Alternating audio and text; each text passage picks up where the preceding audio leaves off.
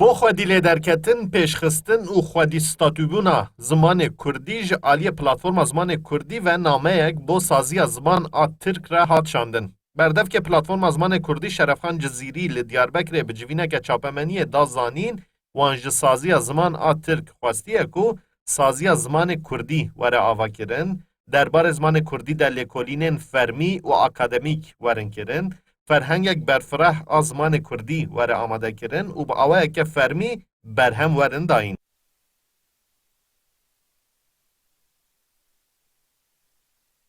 Rêxistinên zimanê Kurdî jî piştgirî dan xebatê û koordînatörê Hereketa Zimanê Kurdî Hezkurdê Fewzî Bulgan jî amaje kir ku divê li aliyekê ev daxwaz ji dewletê werin kirin û li aliyekê Kurd bi hemû hêza xwe xwedî zimanê xwe derbikevin. Gerî Kurd zimana xwe fermîbûna zimana xwe, perwerdariya zimana xwe, heşmendiya zimana xwe dê xwe meselekî netewî yekemîn. Akî dine xêrtine çünkü Kurd Türkiye'yi de ser zimîn tifaka vana, yekbûna vana, hevkarî vana çêbe nabe.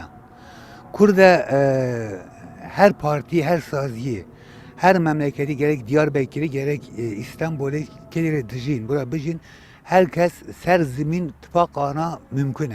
Li parlamentoya Türkiye zaman qedexeye zimanê Kurdî, zimanê 25 milyona. Di civînê de mijara dersa bijareya zimanê Kurdî jî hat rojevê ku heta 22 rêbendanê xwendekarên polên 5, 6, 7 û 8 dikarin bibijêrin.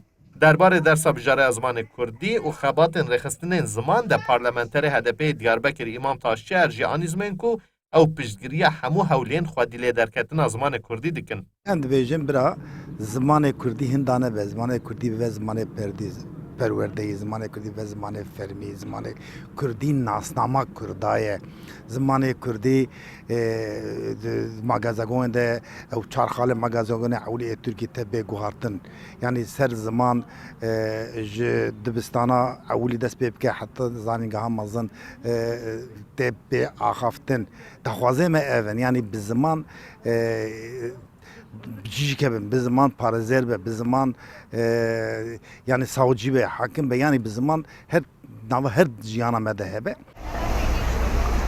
Di civînê de hat amajekirin bi awayeke fermî ji aliyê dewletê ve gavên fermî û erênî hatine avêtin. Lê ev yek têrê nake ku Kurd bikaribin di her qadê jiyanê de bi zimanê xwe bijîn. û madem yek ji hêmanên damezrêner ên komara Tirkiyeyê Kurd in, divê mafên Kurdan ê ziman jî di her qadê de bi awayeke berfireh were nasîn. Mahîr Yüksel, Kurdistan 24, Diyarbekir.